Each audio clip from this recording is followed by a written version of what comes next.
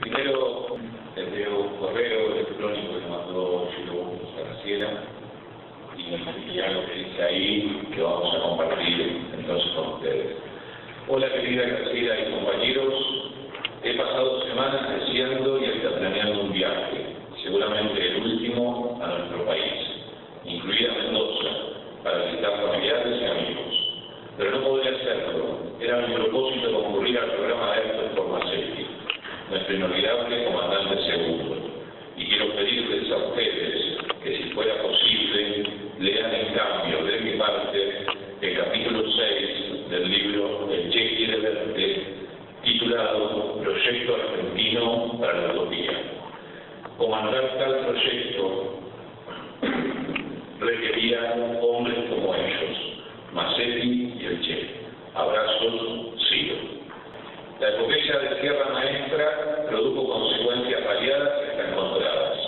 Consecuencias de orden interno en lo nacional, políticas y económicas, en lo humano, sociales y sociológicas. Internacionalmente, consecuencias estratégicas irreversibles en el enfrentamiento norte-sur, en tanto la dependencia económica fue vinculada estructuralmente al sometimiento militar y a los planes represivos del imperio, en referencia a cualquier signo de independencia o reforma nacional o regional, con el pretexto de la causa anticomunista. La doctrina argentina lontanina de las fronteras interiores fue adoptada y desarrollada por Estados Unidos, que, naturalmente, considera fronteras internas todas las trazadas entre Canadá y Tierra del Fuego, más o menos como Hitler consideraba las líneas de seguridad alemanas entre los Urales y el norte de África. Los individuos que participaron de la gesta también se vieron afectados de maneras diversas. Muchos, la mayoría, escalaron una ubicación en el entramado dirigente de la nueva sociedad, que no debía significar una posición de clase, sino de responsabilidad, a la que probablemente jamás hubieran arribado. Algunos descubrieron tarde que no habían librado una lucha de conquistas personales al estilo de los bárbaros, sino que la de los barbados guerreros abría las puertas de la socialización. Otros, como el Che, comprendieron que esas puertas había que traspasarlas sin perder la oportunidad de transformar la victoria militar en una revolución, y que la revolución es social o no es nada. El mismo esquema argumental indica que es ineludible el enfrentamiento con el poder dominante establecido en el continente, ya que revolucionar es sustituir un poder por otro, no de forma, sino de fondo. Por lo tanto, la capacidad de enfrentar al poder imperial depende de la capacidad de resistir sus embates reaccionarios. La elemental línea de razonamientos concluye en que ningún país pequeño, como Cuba, tiene esta capacidad de resistencia por sí solo, y muy especialmente, en el caso de ella, isla en el Mare Nostrum del imperio, a escasos kilómetros de sus costas, sería una ilusa temeridad olvidar este axioma. Como la voluntad revolucionaria es irrenunciable, lo que aparecía como una necesidad imperiosa, ineluctable, era tener esa capacidad de resistencia fuera de Cuba, ya no solo dentro. Pero no es solo una cuestión de voluntad, también de medios. Sin autonomía económica no hay autonomía política ni ideológica.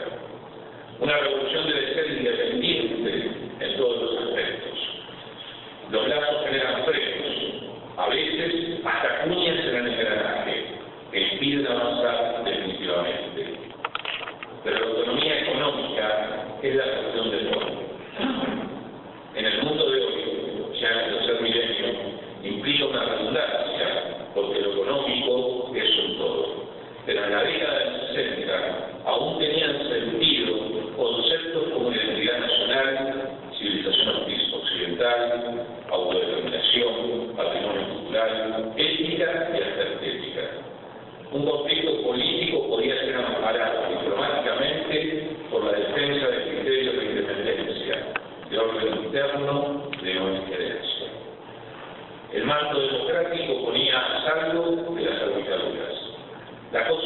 no romper los vínculos económicos o mal venirse con futuros detenedores del poder. Visto desde la perspectiva autónoma, era primordial no encontrarse maniatado, disponer de capacidad legal a escala internacional para negociar, aceptar y rechazar, y sobre todo tener que negociar. Era en este sentido que la Argentina reunía mayores condiciones que el resto de países del subcontinente sur. Jamás un país pobre y atrasado hará una revolución triunfante. Podrán los revolucionarios conquistar el poder y nada más. Nunca se les permitirá mantenerse en él, sin entregarse, sin corromperse en sus principios y fracasar. Y por supuesto, nunca se les permitirá triunfar. Una revolución triunfal es un cáncer linfático que circula por todo el continente, haciendo estallar brotes aquí y allá. Si se vio sorprendido, el imperio destinará toda su capacidad quirúrgica para extirparlo antes de cualquier otra consideración política. La virtud indiscutible de la Revolución cubana fue conquistar el poder por sus propios medios, por la fuerza de su voluntad enfrentada, incluso a la severidad doctrinal. Su drama, el de la soledad de los náufragos asediados por los tiburones. Para el comandante de las fuerzas guerrilleras victoriosas en Santa Clara, y que determinó la derrota del viejo régimen y la asunción del poder en Cuba por Fidel Castro, el peligro no hacía más que comenzar. La revolución se vería sometida a todo tipo de presiones, políticas, militares, diplomáticas y económicas, con el objetivo de acorralarla hasta obligarla a renunciar a su independencia y capitular en uno o en otro sentido, o directamente ser invadida y arrasada. La única salida viable a ese destino, no incierto sino inexorable, sería una apoyatura externa de la misma estirpe revolucionaria, independiente, en un país importante, económicamente, del continente, capaz de consolidar y expandir la tarea de construir una sociedad más justa para todos los pueblos y mantenerse al margen de las presiones y condicionamientos que el reparto del mundo impone. La idea desmesura y aventurera está adherida a la realidad con un solo hilo de oro que enlaza el poder de la subjetividad con la dureza de los hechos objetivos, la introducción de la leyenda en el hecho político y militar. Su presencia física al frente de la lucha, la presencia del héroe sin fronteras que no ha olvidado la relación con la patria, era la presencia del ser argentino que considera legítima su lucha por una sociedad mejor, no importa dónde, pero también en su propio pueblo. En la idea concluyen todas sus tesis amasadas a lo largo de la experiencia guerrillera y el ejercicio del poder. Dos son fundamentales y complementarias: la teoría del foco y la teoría del orden nuevo. Según la teoría del foco, un pequeño número de combatientes puede enfrentar con posibilidades de éxito a un ejército regular de un país sometido a una alta distorsión social, factores que inclinan a la población hacia el apoyo y el crecimiento de la lucha empeñada. La acción armada, dirigida solo contra las fuerzas represivas y avalada por un comportamiento irreprochable de parte de los combatientes para con la base campesina e incluso para con el enemigo del siglo, ya constituyéndose en una escuela de formación de un nuevo tipo humano. Uno se despoja de sus vicios y egoísmos personales en un proceso de transformación cotidiano a fuerza de sacrificios, autocontrol y entrega, que lo conduce finalmente, más allá del sufrimiento insoportable, a la correcta valoración de lo significativo, solidario y justo. Si el proceso se sostiene y desarrolla, las necesidades organizativas dan lugar al nacimiento de un instrumento o partido dirigente que se autoabastece de cuadros influidos por una ética verdaderamente revolucionaria e irrenunciable. Con tal componente social, las fuerzas resultantes pueden proponerse, llegados al poder, la tarea de crear una sociedad sin deformaciones ni discriminaciones. La condición para construir una nueva sociedad es partir de un hombre nuevo, sin inclinaciones aberrantes. Tal esquema La idea es a la política lo que una simple suma a las matemáticas. Falta análisis de la realidad nacional argentina, del contexto internacional, de la historia y de la ley de las posibilidades, de la cordura y el disparate. Desde el punto de vista del análisis científico de los problemas del hombre, lo puedo, los intelectuales de los últimos 150 años no han hecho otra cosa que estudiar, medir, comparar y desmenuzar cada acontecimiento político y social ocurrido en los 5 continentes.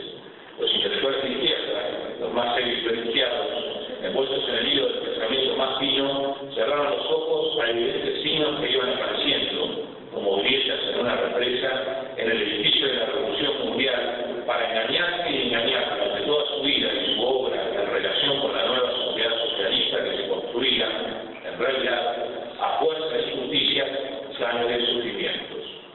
Algunos llegaron a sentir el olor a muerte de las hambrunas y represiones, y lo disimularon, como la burguesía de siglos atrás, con el perfume de su genio, impulsando, gracias a sus teorías, a otras víctimas a participar del engaño colectivo. Otros, los menos, como George Orwell, por honestidad profesional y humana, fueron a parar al basurero de la historia. Frase emblemática del sectarismo, de donde piensan que no se les recuperará jamás, porque las actitudes intelectuales no se pueden contrastar con los hechos sin perder dignidad. ¿Qué responsabilidad cabe? El pensamiento es etéreo y virtual. Se puede pasar del stalinismo al nazismo o de este al socialismo. Lo que importa es el plano inclinado de la rampa por donde se sube. Despejado el polvo del derrumbe, ellos continuaron incólumes en sus cátedras. De los muertos no se habla más, de manera que el análisis del laboratorio es relativamente sagrado, con la misma coraza intelectual con que se anatematizaban los crímenes del capitalismo y realizaban las ventajas del marxismo, se niega ahora los crímenes del nazismo y se aceptan las deformaciones del islamismo. Al parecer, todo depende del momento psicológico de la evolución. En cuanto al disparate de la aventura, es imposible negarle la máxima pureza. Puede ser irresponsable o simplemente apegoso, pero es el precio a pagar por el participante. Idiota y criminal es conducir a contramano por una autopista donde las víctimas serán inocentes, pero asumir el peligro en primer plano con el fin de luchar por la idea de un mundo mejor es un acto de entrega, de renuncia a los bienes materiales, de sublimación de la personalidad, de concretización del impulso vital.